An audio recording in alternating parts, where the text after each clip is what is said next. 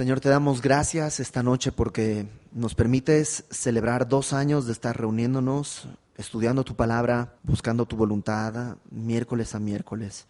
Gracias porque nos has guardado de todo, Señor. Has permitido que estas puertas sigan abiertas. Gracias porque podemos seguir sujetos a ti por gracia tuya, por tu misericordia. Y esta noche venimos, igual que la primera noche, con la misma necesidad, a buscar la misma agua de tu palabra y de tu espíritu. Háblanos, transfórmanos, Señor. Han pasado 2 años desde que estamos en este estudio, pero nuestra necesidad no ha cambiado. Seguimos necesitando de ti con la misma intensidad y con la misma urgencia que el primer día que le entregamos nuestras vidas a tu voluntad. Ponemos este tiempo en tus manos, en el nombre de Jesús. Amén. Hebreos capítulo 7. Y hemos estado tocando este tema del sacerdocio de Jesucristo. ¿Acuerdas? La carta a los Hebreos fue escrita, no sabemos por quién, humanamente hablando. El Espíritu Santo sabemos que fue el autor final y definitivo. Está escribiendo a cristianos que habían sido judíos antes, que se habían convertido a la fe cristiana, pero que pasado el tiempo, pues Jesucristo dijo que voy a regresar y no regresaba, y había problemas, y había persecución, y había conflictos. Algunos de ellos estaban tentados a regresar al sistema ritual del Antiguo Testamento, al judaísmo. Y esta carta la escribe el Espíritu Santo precisamente para confirmarnos que no hay nada superior a Jesucristo. Jesucristo es superior a los ángeles, Jesucristo es superior a todo. Y estamos en esta etapa en la que viene hablando de que Jesucristo es un sacerdote superior, un sumo sacerdote superior, según el orden de Melquisedec. Y nos da, la semana pasada vimos algunas características más bien históricas de por qué Jesucristo es superior, siendo según el orden de Melquisedec. ¿Superior a quién? Superior a los otros sacerdotes. Los sacerdotes descendían de manera general en la tribu de Leví, de ahí se levantaban los sacerdotes, ¿te acuerdas? Había 12 tribus en Israel. Una de las tribus era la tribu de Leví. La tribu de Leví es de donde surgían todos los sacerdotes. Los sacerdotes no podían surgir de otras tribus, tenían que ser de Leví. Y específicamente, el primer sumo sacerdote que hubo fue Aarón. Entonces, se habla de este sacerdote como el sacerdote de Aarón o el sacerdocio de Leví. Ese es un sacerdocio. Pero Jesucristo es sacerdote según otra orden, no es según el sacerdocio levítico o arónico, sino según el orden de Melquisedec. Y la semana pasada vimos cómo históricamente es superior. Número 1, es superior por el rol, rol doble que tenía Melquisedec. Melquisedec era rey y sacerdote, algo que un sacerdote levítico no podría. Un sacerdote levítico no podría ser rey. Un rey de otra tribu no podría ser sacerdote. En cambio, Melquisedec era rey y sacerdote. Entonces, según el orden de Melquisedec, el sacerdocio de Cristo es superior. No solo por eso, además, el nombre Melquisedec quiere decir rey de justicia. Y era además rey de Salem, ¿te acuerdas que quiere decir rey de paz? El nombre también nos muestra que es superior Jesucristo. Otra razón que vimos la semana pasada es que históricamente hablando, no hay un registro ni del nacimiento ni del final de Melquisedec. Por tanto, se habla de un sacerdocio eterno. Aunque sabemos que Melquisedec seguramente nació y seguramente murió, es un tipo de Cristo que en la Escritura no nos muestra ni cómo empieza ni cómo termina. De esa misma manera, Cristo está antes del principio y está después del final. Otra razón por la cual Jesucristo es superior, según el orden de Melquisedec, superior al sacerdocio levítico, es porque Abraham mismo, el padre de la fe, el que va a ser el padre de las 12 tribus, el que va a ser el origen de todo el pueblo judío, Abraham mismo dio los diezmos a Melquisedec. reconociendo la autoridad de Melquisedec. Aun cuando no había sacerdocio, no había sacerdote judío, Abraham reconoce a Melquisedec y le da los diezmos. Y no solo Abraham, sino también nos explicaba la semana pasada el escritor de esta carta, que incluso Leví, simbólicamente hablando, estaba en Abraham cuando dio los diezmos. Por tanto, Leví mismo está diezmando a Melquisedec. Y una última razón que vimos la semana pasada es que Melquisedec bendice a Abraham. ¿Y te acuerdas? Sin discusión, el menor es bendecido por el mayor. Por tanto, al Abraham aceptar la bendición de Melquisedec, está aceptando que Abraham es menor que Melquisedec. Entonces, todas estas razones son históricas de por qué el sacerdocio de Cristo, según Melquisedec, es superior al sacerdocio levítico. Ahora vamos a ver unas razones, digamos, doctrinales acerca de la superioridad de Cristo. Y vamos a empezar en el versículo 11. Versículo 11. Si pues la perfección fuera por el sacerdocio levítico, la palabra perfección la puedes traducir como llegar a la meta, cumplir el propósito, ¿no? El fin completo.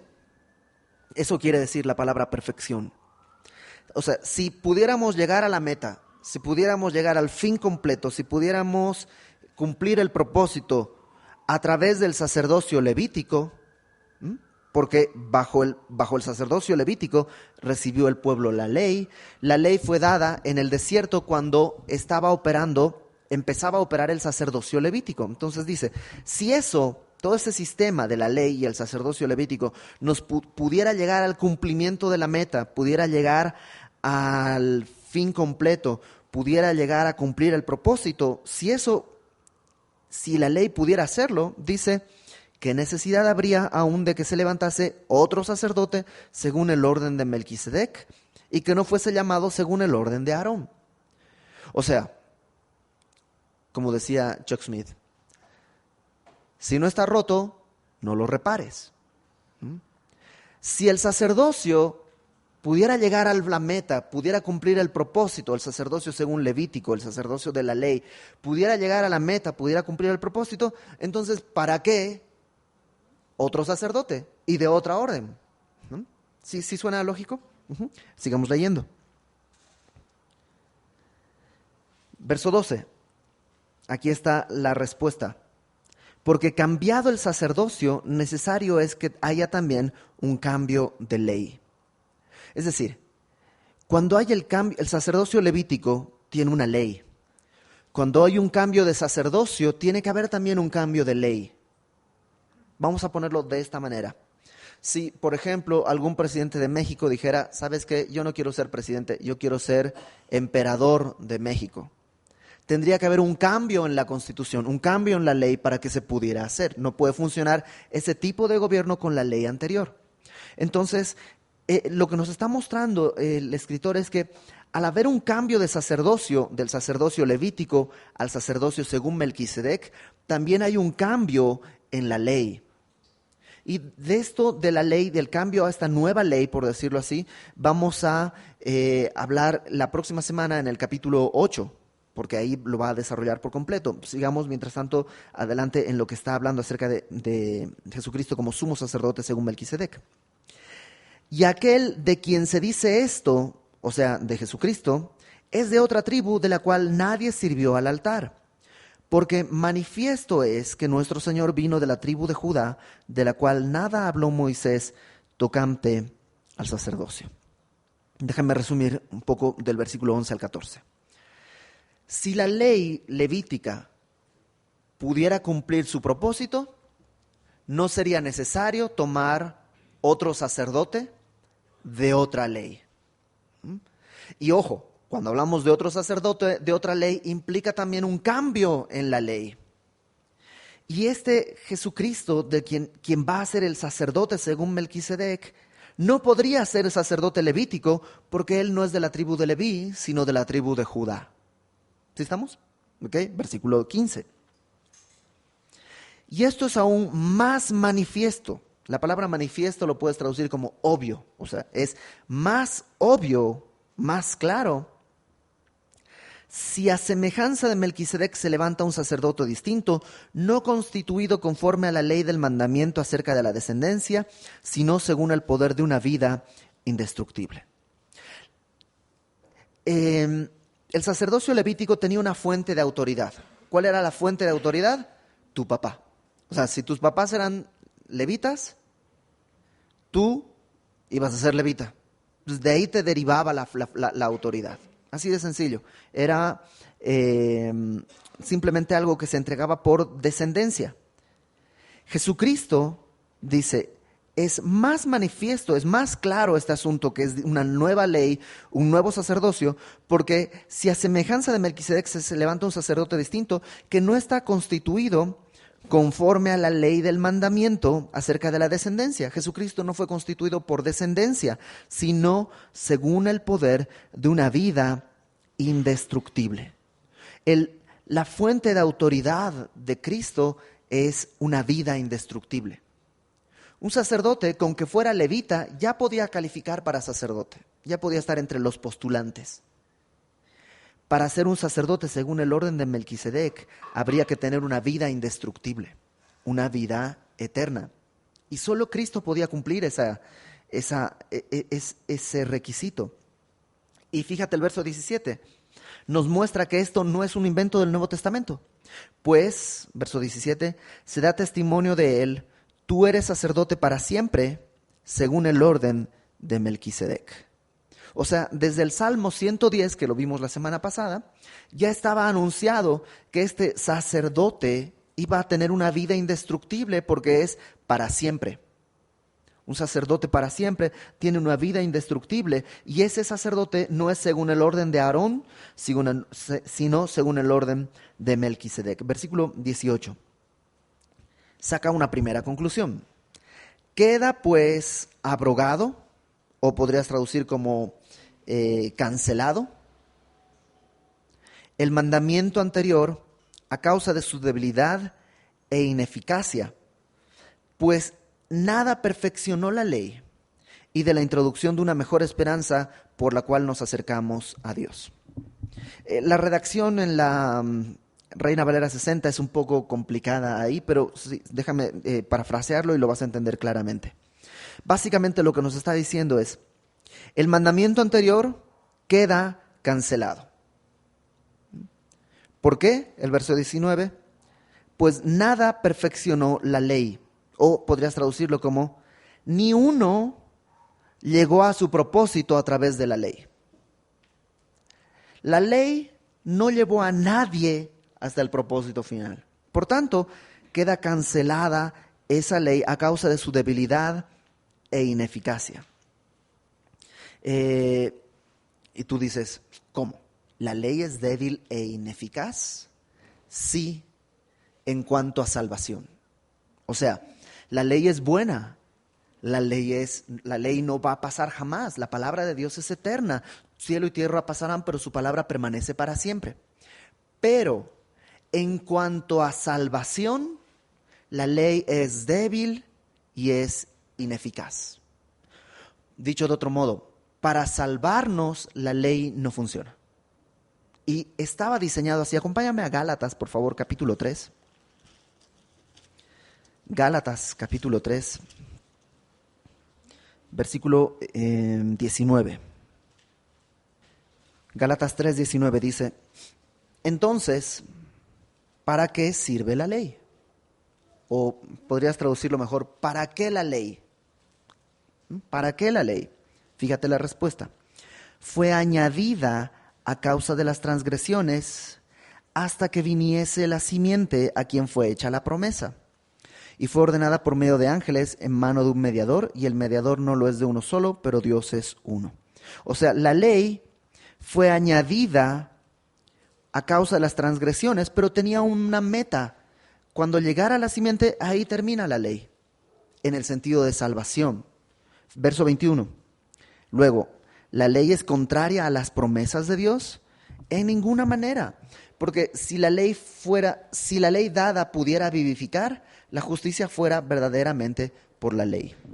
O sea, si a través de la ley yo pudiera obtener vida, la justicia sería a través de la ley. El problema es que a través de la ley nadie puede obtener vida. De hecho, no está diseñada para dar vida. De hecho, está diseñada para matar. Fíjate lo que dice después. Voy a leer desde el verso 21. En ninguna manera, si la ley dada pudiera vivificar, la justicia fuera verdaderamente por la ley. Mas la Escritura encerró todo bajo pecado. ¿Cómo encerró todo bajo pecado? A través de la ley. Cuando tú no conoces la ley, vives en pecado, pero no lo sabes. Cuando se enciende la luz con la ley, te das cuenta que todo está encerrado bajo pecado.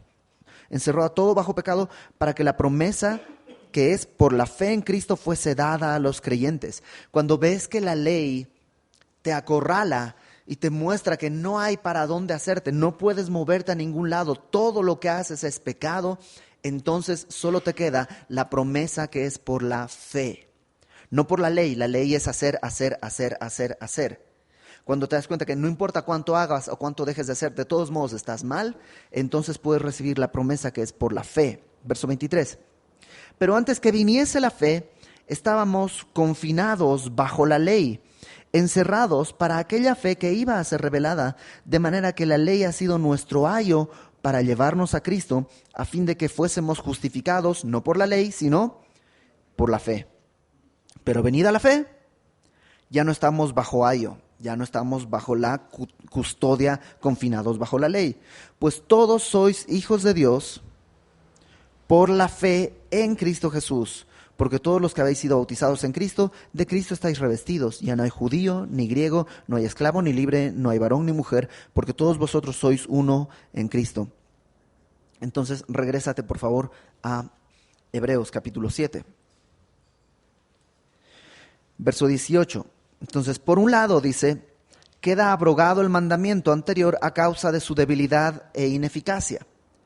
Cuando viene Cristo, la ley, que es ineficaz y débil para salvarnos, queda cancelada. ¿Por qué? Verso 19. Porque nadie pudo cumplirlo. Nadie fue perfeccionado por la ley. Ahora, eso por un lado. Por otro lado, fíjate lo que dice en el verso 19, la segunda parte. Hay la introducción de una mejor esperanza por la cual nos acercamos a Dios. Y eso es increíble. Porque por un lado el mandamiento queda abrogado por ser insuficiente, pero por otro lado se introduce una mejor esperanza. Y esta esperanza vimos hace 2 semanas, ¿te acuerdas? Esta esperanza es un ancla del alma, firme y segura, que penetra hasta detrás del velo. La ley es un ancla que nos hunde, y nos hunde, y nos hunde, y nos hunde, y nos hunde. Siempre que intentas, no, ahora sí voy a cumplir, y pum, y caes, y la ley siempre te hunde. Pero esta nueva esperanza, esta mejor esperanza, es un ancla que te lleva hasta detrás del velo, no hacia abajo, todo lo contrario, hacia arriba. Y es una gran esperanza, ¿por qué? Porque la ley es como, ya lo hemos visto aquí, pero es como una máquina de rayos X o una de tomografía, una de estas cosas. Lo que hace es revelar lo que tienes. Te duele el brazo, vas, te sacan una radiografía y te dicen, pues sí, está roto. ¡Ah, qué esperanza que tengo! O sea, la esperanza nomás te demuestra que está roto, hasta te puedes deprimir, ¿no? O sea, no, y tenía esto, no voy a poder. No. O sea, la radiografía no te da esperanza, nomás te muestra tu triste realidad. Eso es la ley no provee esta esperanza, pero cuando viene esta mejor esperanza, es como cuando llega el doctor y te dice, no te preocupes, hay una nueva técnica, se puede hacer así, y ya. Eso sí, wow, llegó el... De hecho, no sé si te pasa, y no es que uno tenga su esperanza depositada en los doctores, pero cuando mi hija se enferma, basta con que vaya al pediatra, que el pediatra la revise, me diga estas medicinas tienes que darle, y aunque no le haya dado nada todavía, yo ya soy como, o sea, ya la vio el doctor, ya hay un diagnóstico, y ya hay una receta, ya hay un tratamiento, ahí viene la esperanza. Acá ocurre lo mismo. Queda abrogado el mandamiento anterior por la debilidad, por la ineficacia, porque nadie pudo ser perfeccionado a través de la ley, pero hay la introducción de una mejor esperanza por la cual nos podemos acercar a Dios. La ley no me acerca, la ley me aleja. Estás mal, estás mal, estás mal, no puedes, estás mal, estás mal. La esperanza, esta ancla del alma, sí me permite acercarme al Señor. Versículo 20. Y esto, y aquí hay una certeza, fíjate, verso 20.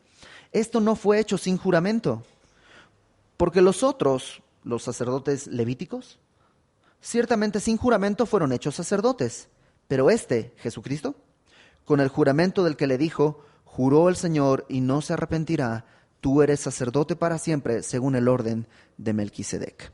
Digamos, cada sacerdote era sacerdote, ¿por qué? Pues había nacido en la tribu de Leví y tenía ahí ciertas condiciones y ya. Pero había un momento en que no eran sacerdotes, había un momento en que dejaban de ser sacerdotes. En cambio, Cristo, no. En Cristo hay un juramento de Dios. De alguna manera, en algún momento que no sabemos cuándo, Dios Padre jura, Jesucristo, Hijo, tú eres sumo sacerdote para siempre, según el orden de Melquisedec. O sea, hay una ceremonia de juramento en la cual Jesucristo es instaurado como sacerdote con un juramento de Dios. ¿Te imaginas qué valor tiene el juramento de Dios? Bueno, tenemos esa certeza de que el juramento de Dios es real. Y este juramento es que, dice, juró el Señor y no se arrepentirá, Salmo 110, ahí en verso 21. Tú eres sacerdote, no dice tú fuiste o tú serás, sino tú eres. O sea, es algo presente, es algo constante. Sacerdote para siempre, según el orden de Melquisedec. Verso 22. Por tanto, ya que hay un juramento, ya que hay todo esto, Jesús es hecho fiador de un mejor pacto. Y la palabra fiador la puedes traducir como garante. O sea, Jesucristo no dio la garantía. Él es la garantía de un nuevo pacto, de un mejor pacto.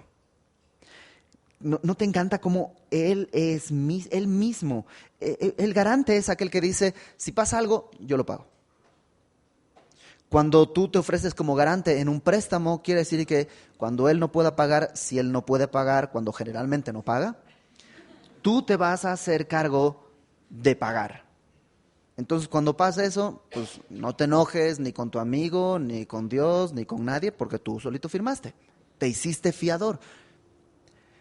Cristo lo hizo.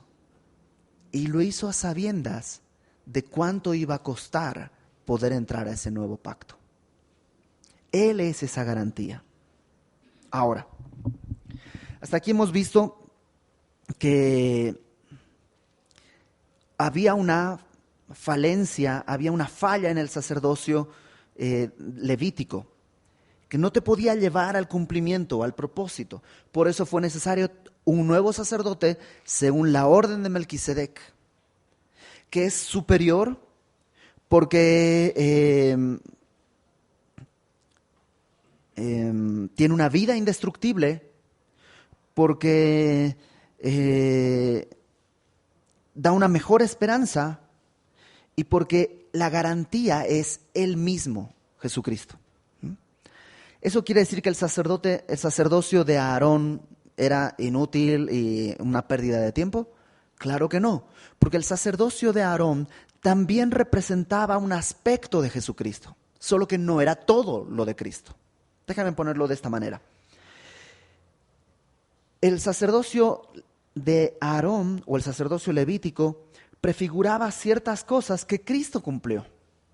Acompáñame al capítulo 5, versículo 1, y vamos a ver algunas cosas. No todas, solo algunas para que tengamos esta idea. Capítulo 5, versículo 1. Todo sumo sacerdote tomado de entre los hombres, es constituido a favor de los hombres en lo que a Dios se refiere, para que presente ofrendas y sacrificios por los pecados. Esa era la labor del sacerdote, tomado entre los hombres para presentar sacrificios y ofrendas. ¿Cristo cumplió eso? Sí, fue tomado entre los hombres y también fue puesto para presentar sacrificios y ofrendas. Segunda cosa que se pedía de los sacerdotes, capítulo 5, versículo 4. Nadie toma para sí esta honra, sino el que es llamado por Dios, como lo fue Aarón. O sea, tenías que ser, digamos, de alguna manera designado. ¿Quién, Jesucristo, cumplió esto? Sí, Él no se designó. El Padre hizo este juramento. Tú eres sacerdote. No es algo que Cristo hizo por sí mismo, sino que el Padre lo hizo. Y tercera característica que vamos a ver en el versículo 3 del capítulo 5, dice: por causa de ella, de la debilidad, debe ofrecer por los pecados, tanto por sí mismo como también por el pueblo. O sea, tiene que ofrecer sacrificios. Aquí Cristo hace una diferencia. Porque Cristo no tiene que hacer sacrificios por sí mismo, pero sí por todo el pueblo. Regresa a Hebreos 7 y voy a permitirme hacer algo que no solemos hacer, pero te vas a dar cuenta en la lógica, te va a quedar mucho más sencillo. Vamos a brincarnos el versículo 23 al 25 y vamos al 26 directamente y luego regresamos para poder hilarlo todo. Verso 26. Tal sumo sacerdote nos convenía, Jesucristo. Fíjate cómo es descrito: santo, inocente, sin mancha, apartado de los pecadores y hecho más sublime que los cielos, que no tiene necesidad cada día, como aquellos sumos sacerdotes, de ofrecer primero sacrificios por sus propios pecados, luego por los del pueblo, porque esto lo hizo una vez para siempre, ofreciéndose a sí mismo. Porque la ley constituye sumos sacerdotes a débiles hombres, pero la palabra del juramento, posterior a la ley, al Hijo, hecho perfecto para siempre. Y aquí hace una serie de comparaciones entre el sacerdocio de Aarón y el de Cristo. Número 1, en la naturaleza. La naturaleza de Aarón y el sacerdocio según Aarón es que son pecadores. Son pecadores. Por eso dice el verso 23, por eso me adelanté a leer el verso 26. Si regresas al verso 23, dice: los otros sacerdotes llegaron a ser muchos debido a que por la muerte no podían continuar. Y sabemos que la muerte es un síntoma ¿de qué? Del pecado. ¿Quieres saber si has pecado alguna vez? Pues si te mueres, sí. Es así de sencillo. Solo aquel que ha pecado muere, que en nuestro caso es todos. Entonces la naturaleza es distinta. Cristo como sacerdote, Él es santo, Él es, dice, inocente, sin mancha, apartado de los pecadores, hecho más sublime que los cielos. Los sacerdotes según Aarón eran pecadores. Entonces no solo en la naturaleza hay una diferencia, también en la capacidad. Los sacerdotes tenían que ofrecer sacrificios primeramente por sí mismos. Y dice en el verso 27 que cada día aquellos sacerdotes tenían que ofrecer primero un sacrificio por sí y luego otro por el pueblo. No tenían capacidad para hacerlo de otra manera. Cristo, en cambio, tiene la capacidad para no ofrecer sacrificios por sí mismo, porque Él es santo, santo, santo, santo. Poder. Estos sacerdotes, el sacrificio que hacían, tenían que volverlo a repetir al día siguiente, y al día siguiente, y al día siguiente, y al día siguiente, y al día siguiente. Cristo, una sola vez, un solo sacrificio para siempre. Y no hay que renovarlo, no hay que rehacerlo, no, es uno solo y para siempre. Además de eso, el alcance, porque los sacrificios de los sacerdotes levitas solo podían cubrir el pecado, mientras que el sacrificio de Cristo nos hace dos cosas. Número 1, salvación, y número 2, intercesión. Fíjate lo que dice, regrésate al verso 23. Los otros sacerdotes llegaron a ser muchos debido a que por la muerte no podían continuar, mas Jesucristo, por cuanto permanece para siempre, tiene un sacerdocio inmutable, quiere decir intransferible. Él no termina porque nunca muere. Verso 25. Por lo cual también puede salvar perpetuamente a los que por Él se acercan a Dios. O sea, Cristo puede salvarnos perpetuamente. Solo hay una condición: acercarnos a Dios a través de Él. Si te quieres acercar a través de la ley, tienes que hacerlo a través de los sacerdotes levitas, y no se puede, es ineficaz. Si te quieres acercar a Dios a través de tus obras, no se puede, eres pecador. Entonces solo te queda una: acercarte a Dios a través de Cristo, y a través de Cristo Él puede salvar a todos perpetuamente, pero no solo salvarnos. Estaría increíble que si fuera solo salvarnos no tendríamos nada más que exigir, pero Dios es más misericordioso. Su gracia se extiende, no solo nos salva, sino dice, también puede salvar perpetuamente a los que por Él se acercan a Dios, viviendo siempre, ¿para qué? Interceder por ellos. Intercesión por siempre.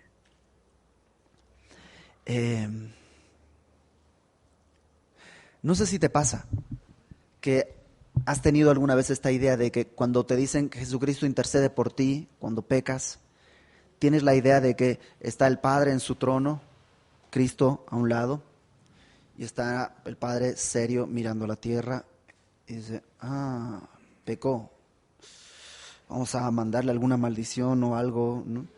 Y entonces el Hijo dice, no, Padre, no, yo pagué por él, intercedo por él, confío en mí, y como que a veces tenemos esa idea, ¿no? Como que el Padre está buscando a quien condenar y el Hijo está intercediendo para que no, y como que hay un diálogo entre ellos, así como que el Hijo tiene que convencer al Padre de que no nos elimine, pero esa idea no es real.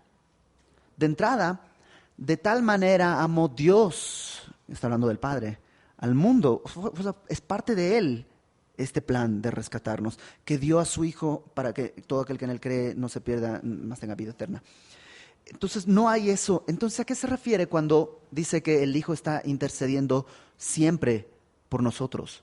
Yo creo que tiene que ver con sus heridas. Sus heridas, no el diálogo de convencimiento, simplemente las heridas son suficiente intercesión por nosotros. Su obra marcada en su cuerpo es suficiente intercesión por siempre por nosotros. Digámoslo de esta manera: Jesucristo nos puede salvar, pero además también nos puede mantener. Él intercede por nosotros siempre. Déjame terminar el capítulo y luego regresar un poquito acerca de esto. Verso 28. La ley constituye sumos sacerdotes a débiles hombres, pero la palabra del juramento posterior a la ley constituye al Hijo hecho perfecto para siempre. Hombres débiles versus el Hijo perfecto para siempre. Y esto de que Él es el Hijo perfecto para siempre lo presenta porque también Él es el sacrificio. O sea, un hombre débil puede hacer el sacrificio, pero no puede ser el sacrificio. Jesucristo es el sacerdote, pero también es el sacrificio. Por eso puede salvarnos y puede interceder por nosotros por siempre. Déjame ponerlo de esta manera. Cristo cumplió el sacerdocio levítico, o de Aarón, o según Aarón. Cristo cumplió el sacerdocio levítico pagando nuestros pecados. Pero Cristo fue mucho más allá, cumpliendo además el sacerdocio según Melquisedec, intercediendo por nosotros por siempre. ¿Quién es mejor? El sacerdocio de Cristo según el orden de Melquisedec. Ahora, el gran problema es que tú y yo solemos olvidarnos de ciertas cosas. ¿Nunca has pensado como que, tengo una semana sin orar, o un mes sin orar, o 6 meses sin leer mi Biblia realmente, 8 meses sin hacer mi devocional, tengo un año sin orar realmente? ay, Dios no me va a escuchar, Dios no me va a recibir, Dios no... Si hubiera estado orando, si hubiera estado, a lo mejor me escucharía en este momento tan difícil. Y tenemos esa idea, porque estamos pensando en Cristo como el sacerdote según Aarón. O sea, sí, pagó nuestros pecados, pero a partir de aquí, ojalá podamos mantenernos. Y eso no es real. Porque Él sí cumplió esta labor del sacerdocio según Aarón, pero también Cristo cumple la labor del sacerdocio según Melquisedec e intercede por nosotros siempre. Entonces, no importa si no he orado en toda la semana, ¿Dios me escucha? Sí. Entonces, ¿para qué oro? Bueno, prueba y vas a encontrar una gran diferencia. No en tu salvación, sino en tu vida en la tierra. Porque la salvación ya fue entregada por el Señor y le dedicamos un mes prácticamente a estar hablando acerca de la salvación. El sacerdocio según Aarón que nuestro Señor Jesucristo llevó a cabo nos otorga la salvación. Pero además podemos vivir en esta tierra de una manera distinta. Puedo no leer mi Biblia nunca más desde el día de hoy hasta el día en que me muera. Sí. ¿Y soy salvo? Sí. Entonces, ¿para qué leo mi Biblia? Porque la vida que vas a llevar sin el consejo del Padre es espantosa. En primer lugar, no vas a poder llevar gloria al Padre. Y yo sé, el día de hoy muchas personas dicen, es que a mí eso de las recompensas en el cielo no me interesa. Con que yo llegue, ya la hice. Estando allá te va a interesar. Esa es la verdad. Yo no sé exactamente a qué se refiere mucho de las coronas y que no sé, todo eso son teorías y especulaciones y algunas más bonitas que otras y todo. Realmente no sabemos qué vamos a hacer con eso. Pero una cosa sí sé, aparece tantas veces en la Biblia que va a ser importante tener algo que presentar delante de Dios. Y si tú vives apartado de la oración, apartado de la comunión, apartado de la palabra, tu vida aquí en la tierra va a ser infructuosa. No vas a tener fruto. Va a ser, en el mejor de los casos, X. En el mejor de los casos. Puede ser mucho peor. Pero ¿te das cuenta? No es para ser salvo. Ay, no leí mi Biblia. No sé si soy salvo. No oré. No sé si... ¿Sabes qué? Descansa en eso. Y si el día de hoy dices, la realidad es que tengo un mes, 2 meses, 6 meses, 1 año, 2 años, 3 años sin leer mi Biblia. Vengo a la iglesia, oro antes de los alimentos, creo, pero no tengo una comunión con el Señor a través de mi Biblia. El Señor no está enojado, no está desesperado de es la última vez. No, el Señor extiende su misericordia. ¿Por qué? Porque las heridas de Cristo están para interceder por nosotros por siempre. Él nos salvó, pero además asegura nuestra salvación por su obra, no por nuestra obra. Si fuera por nuestra obra, no importa cuántas horas pasaras orando, no importa cuántas veces leyeras la Biblia al año o al día, no sería suficiente. Es a través de lo que Él hizo. ¿Te acuerdas? Él es poderoso para salvar a los que se acercan a Dios por Él o a través de Él, viviendo siempre para interceder por ellos. Entonces, puedes descansar. Y si en verdad, si el día de hoy tú dices, tiene mucho que no oro, tiene mucho que no leo en mi Biblia, pues comienza hoy. Comienza hoy. Y si llegas a casa y no lo hiciste, pues comienza mañana. Y si mañana también se te va el día y no lo hiciste, pues comienza el día después. Y mientras tengas vida, puedes volver a comenzar. Mientras más tardes, no es que pierdes tu salvación, estás perdiendo bendiciones de Dios. Pero la salvación está segura porque Él intercede por nosotros día y noche. Entonces vamos a orar. Y vamos a tomarnos un minutito para que ahí tú donde estés, si has dejado de orar, si has dejado de leer tu Biblia, le pidas a Dios que envíe su Espíritu Santo, que ponga hambre y sed de su palabra en tu corazón. Y Él lo va a hacer. Él es fiel. Señor, te damos gracias porque la obra es tuya, la gloria es tuya. existimos por ti y existimos para ti. Y gracias porque si dependiéramos del sacerdocio anterior, si dependiéramos de la obra y la labor de un hombre, no tendríamos esperanza. Pero tu palabra dice que tu sacerdocio es superior y nos da esta esperanza hasta detrás del velo.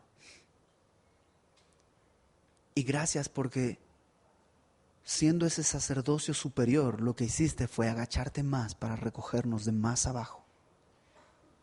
Y aquí estamos, Señor, seguros y confiados en ti, pero anhelando realmente tener más comunión contigo. No para ser más salvos, simplemente para poder estar más contigo, con aquel que nos amó. Para poder ser transformados, para llevar gloria a tu nombre. Nuestra salvación está asegurada en ti. Ahora queremos vivir como salvos, no para ser salvos, sino como salvos, como santos, como hijos de Dios, como hombres y mujeres cuya ciudadanía no está en esta tierra, sino en los cielos. Ahí donde estás, cierra los ojos y con tu propia voz, con tus propias palabras, en este momento pídele a Dios. Si tienes que confesarle un pecado, tienes un intercesor en el cielo.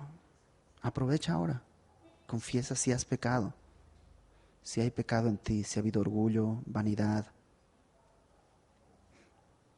rencor, amargura. No estás ganando la salvación. Esa fue ganada en la cruz. Y Señor, tú conoces nuestros corazones, nos conoces a todos los que estamos aquí individualmente. Y confesamos nuestros pecados a ti, con vergüenza, Señor, por haberte fallado, pero con confianza, porque nos amas. Y te rogamos, Padre, no nos dejes caminar hacia el pecado una vez más. Transforma nuestro entendimiento, limpia nuestro corazón. Te lo ruego, Señor. Y sabemos que esas cosas van a suceder en la medida en que estemos pegados a ti, en tu palabra y en oración. Por eso, Señor, mira nuestra necesidad, que ni para eso somos, Señor, suficientes, ni para leer nuestras Biblias, ni para ponernos de rodillas. Necesitamos tu Espíritu para eso. Aún para clamar ayuda, necesitamos de tu Espíritu. Envía tu Espíritu sobre nosotros. Danos hambre y sed de tu palabra. Que tu palabra sea verdaderamente ese alimento diario al que acudimos, sin el cual, Señor, nuestro espíritu se muere. Y confiamos en que tú nos escuchas porque pedimos conforme a tu voluntad y de acuerdo a tus méritos. Haz tu obra en nosotros, te lo rogamos. Que esta noche lleguemos a casa y podamos abrir nuestra Biblia, no para leer, sino para buscarte a ti. Y que mañana podamos hacerlo, y en la noche y el día siguiente. Y de esa manera, Señor, tú puedas glorificarte en nuestras vidas.